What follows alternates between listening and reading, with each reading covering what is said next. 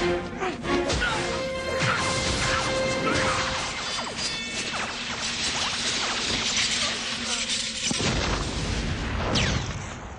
back with Vernon Wells. Let me ask you this, Vernon.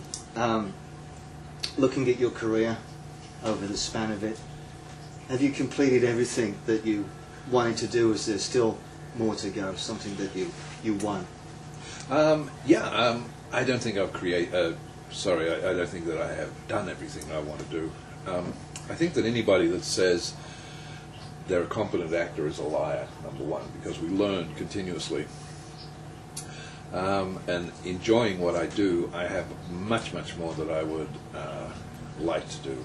I mean, there are characters that I've played. I've played a lot of villains, and I like them. Don't get me wrong, I love playing villains, because to me the villain has the best role in the film anyway. And to portray a villain correctly, it's this whole thing of is a villain really a villain? And when you look at it logically, the good guy, or the hero, so to speak, always considers that he is doing the right thing. But if you turn the page, so does the villain. Because in a villain's mind, or in the anti-hero's mind, what he's doing is the right thing. He's doing what he perceives to be the right thing. And so the hero is trying to stop him from doing what he perceives as the right thing to do. And from the other perspective, the hero is trying to stop the villain from doing what he perceives as the wrong thing. And that's what makes villains work. Is once you look at a villain like, oh, he's just a bad guy, he's doing this, it doesn't work, because it becomes stereotypical, and it becomes this basic cardboard cutout of what we all think a villain should be. You started out working in a quarry. Mining. What were you doing there?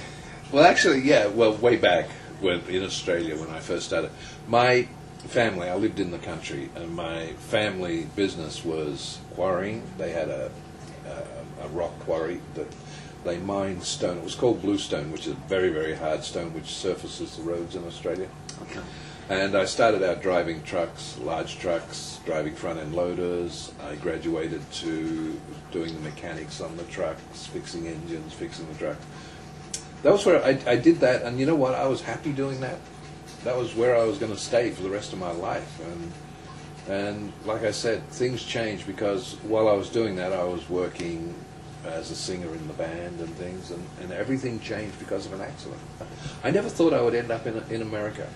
You know, as far as I was concerned, I would be married and living in Australia and have the 2.5 kids and the white picket fence and the whole thing, and just be a happy person for the rest of my life in that respect. And it's like, I suppose, I mean, as we spoke earlier, you know, you never thought you'd be an actor. You just it came along and it appeared. I mean, one minute you're working in quarries, you know, which is hard work. You're driving different trucks, all kinds of different equipment, which probably gives you a good base for life too. You know, you appreciate hard work, and in the entertainment industry, it is hard work when you're on the set for 12, 14, 16 hours.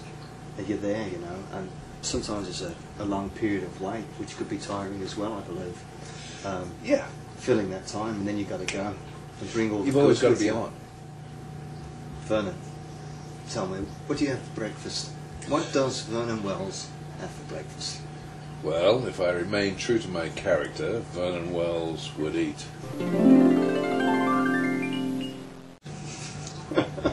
Specifically if they're scrambled. I mean, you know, you've got to have that nice little bayonnaise sauce or something. No, actually, what do I have for breakfast? Mostly every morning I just have fresh squeezed orange juice, and I use that with my vitamin pills that I take. We'll be right back.